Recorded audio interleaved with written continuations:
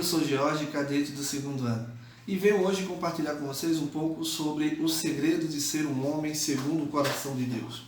A Bíblia ela está repleta de muitas coisas, de doutrinas, de princípios, porém, mais do que qualquer outra coisa, ela está repleta de homens.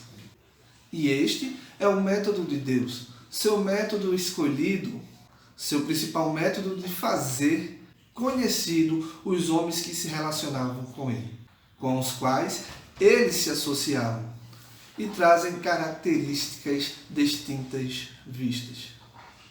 Nenhum homem é, no todo, aceitável, mas em cada homem há uma ou mais características que se destacam e os distinguem dos demais, que permanecem como sendo as características notórias de vida deste ou daquele homem.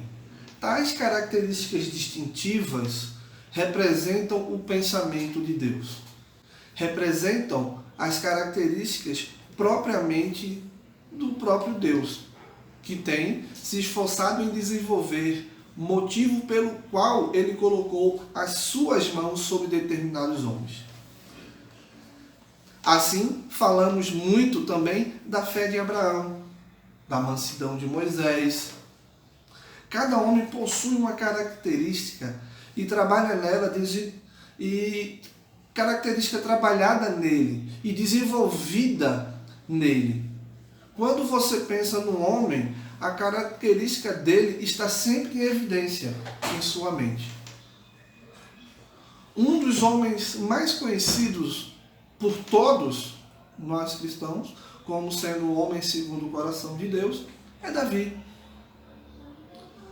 Você pode estar pensando, nossa, ele não deveria pecar nunca. Pois é. Isto é um ledo enganoso, ou seja, isto é o que as pessoas falam. Mas aqui veremos dois grandes segredos de Davi que os fizeram ser considerado um homem tão especial para Deus. Muitos conhecem Davi somente pela sua ousadia em lutar contra Golias. Não é verdade? Mas você sabia que, assim como qualquer ser humano, ele teve seus momentos de fraqueza? Eu vou contar uma breve história que está na Bíblia. Decorrido um ano, no tempo em que os reis costumavam sair para a guerra, enviou Davi a Joabe e os seus servos com ele, e a todo Israel, que destruíram os filhos de Amon e sitiaram Rabá, cidades. Porém, Davi ficou em Jerusalém.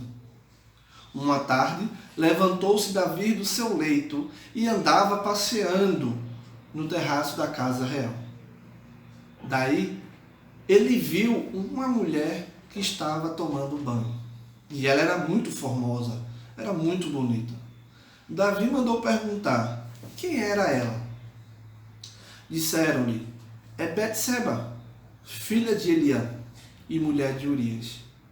Urias, ao qual ele tinha mandado para a guerra. Então enviou Davi um mensageiro que desse o recado que ela fosse para o palácio. E assim trouxeram ela, e ela foi até o palácio. E ele se deitou com ela. Tendo ela se purificado de sua imundícia, voltou para sua casa. A mulher concebeu e mandou dizer a Davi, estou grávida. Esse foi um dos fatos que mais marcaram negativamente a vida de Davi. Por um descuido, Davi praticou um pecado grosseiro, o adultério. Você deve estar pensando nesse momento, mas ainda assim ele foi considerado um homem segundo o coração de Deus? Sim, ele foi. E, aliás, o Senhor, Deus, ele já sabia dos acontecimentos da sua vida, mesmo antes dele nascer.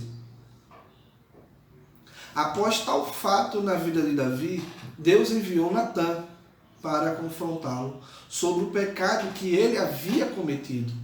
Ele contou a história de um homem pobre que perdeu sua única ovelha por causa da ambição do vizinho, que era muito rico.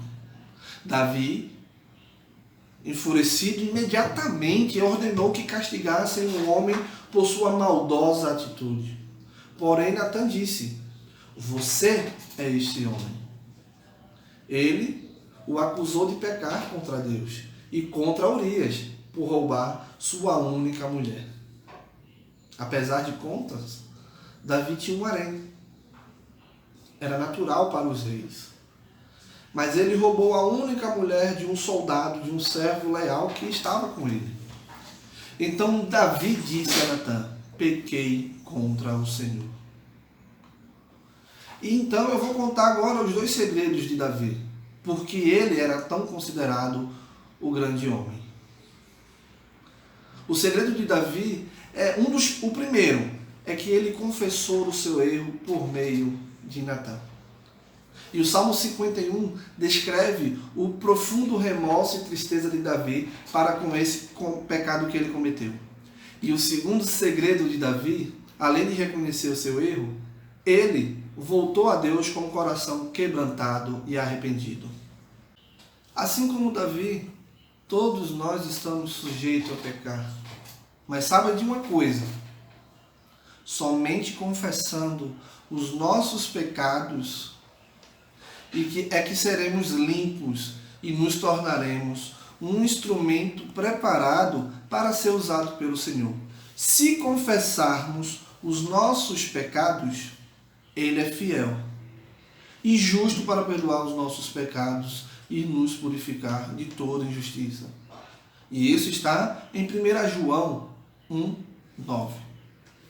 A confissão dos nossos pecados traz luz e sabedoria diante do Senhor. Por isso, meu querido, tenha sempre a preocupação de santificar os seus atos e consultar o Senhor antes de qualquer coisa.